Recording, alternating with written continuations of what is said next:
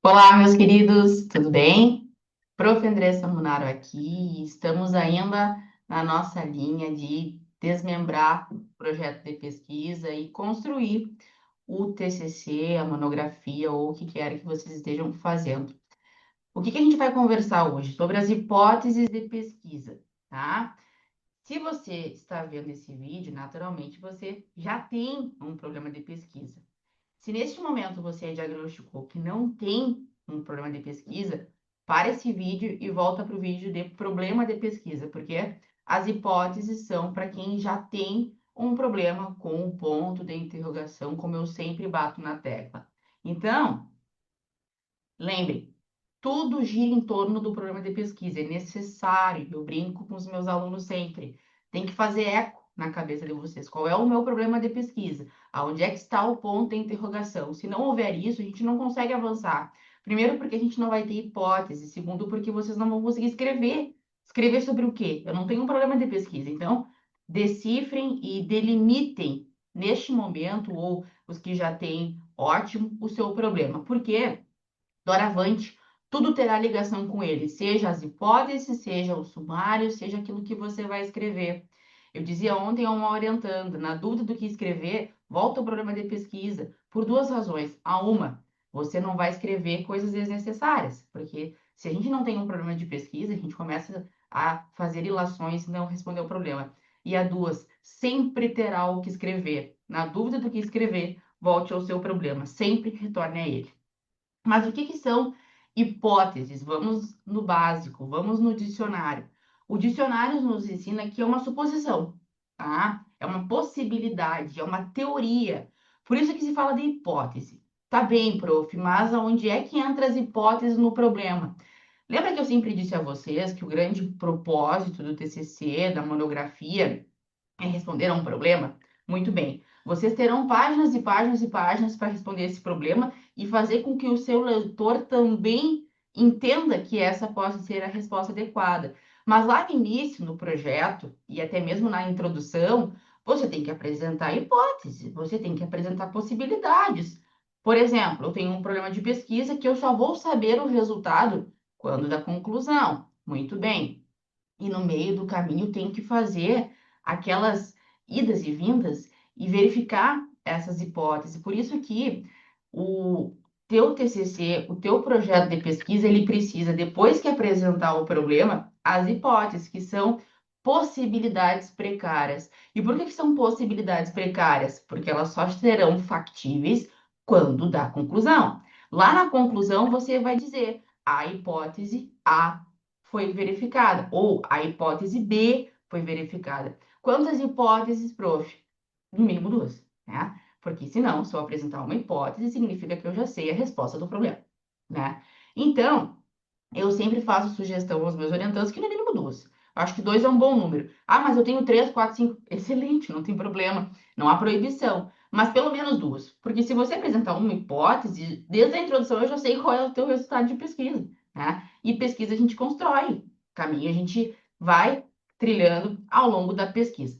Muito bem. Então, queridos e queridas, aqui eu trago também uma passagem do meu livro com a professora doutora Denise Fincato, e a gente tem um livro que fala sobre metodologia, inclusive os alunos que se interessarem podem falar comigo, normalmente eu deixo nos campos das universidades que eu leciono.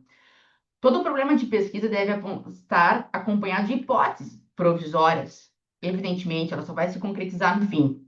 Sim, provisórias, porque o coração do teu trabalho é confirmar se ela se confirmou. Por isso que eu digo, lá na conclusão coloca, este trabalho apresentou hipótese positiva ou negativa, tanto faz, tem que ver o caso concreto. Isso é pesquisa. E mais, uma boa forma de não construir um trabalho com páginas e páginas de conteúdo sem corte metodológico ou problema é efetivamente estabelecer hipóteses. Tem que delimitar. A hipótese também é uma forma de fechar o campinho, como eu sempre defendo. Aqui eu trouxe um pouco mais de conclusão e trazendo ideias para vocês entenderem mais sobre elas, porque é o início da resposta, tentativa de responder, provisórias precárias e também a tentativa constante a todo tempo ao longo do teu trabalho, tentando demonstrar. Aqui, queridos e queridas, eu trouxe dois exemplos que eu acho que fecha bem com o que eu pretendo que vocês entendam. É óbvio que nem toda problemática de pesquisa vai ser respondida com sim ou não, mas é uma forma mais confortável de fazer pesquisa. Aqui eu trouxe um exemplo. É possível afirmar que tal medida, e aqui lato sensu é um exemplo, vai melhorar o Sistema Único de Saúde? Sim, pois a medida é lá, lá, lá, os sachê. Ou, não, não vai ser, porque o prazo não é factível. Vejam, são hipóteses antagônicas. O que eu quero mostrar é que as hipóteses não podem todas caminhar no mesmo sentido. Sempre sim, sim, sim ou não, não, não. Porque tem que ter possibilidades, mesmo que precárias. Tem essas mais confortáveis, né? Que a gente fala de sim ou não, que são absolutamente antagônicas, são bem afastadas, ou é positivo ou é negativo. Mas tem também outro exemplo, de que forma a lei, lá, lá, lá, gerou impactos na área? Olha, gerou impactos na natureza econômica, gerou impactos na natureza previdenciária.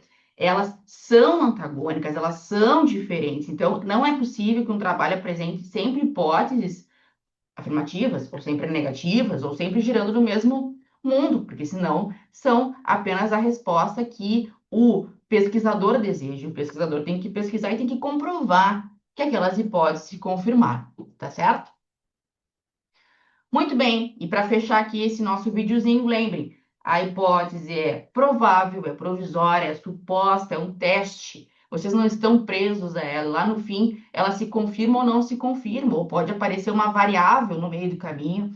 E se for o caso de uma variável, aí eu vou ter que fazer um outro videozinho para explicar para vocês, porque variável é outra história. Mas se o teu trabalho não apresenta possibilidade de ter uma variável, aquela surpresa no meio do caminho, construam hipóteses baseadas no problema, seja positiva ou negativa, seja demonstrando mundos diferentes, mas com possibilidades. Demonstrem, de fato, que o teu trabalho para em pé, que tem um problema de pesquisa com diversas hipóteses, para que vai ficar bastante confortável para ti lá no final do teu trabalho, que elas sejam ou não comprovadas. Porque lembrem, uma resposta negativa também é uma resposta cientificamente comprovada, tá certo? Um abraço.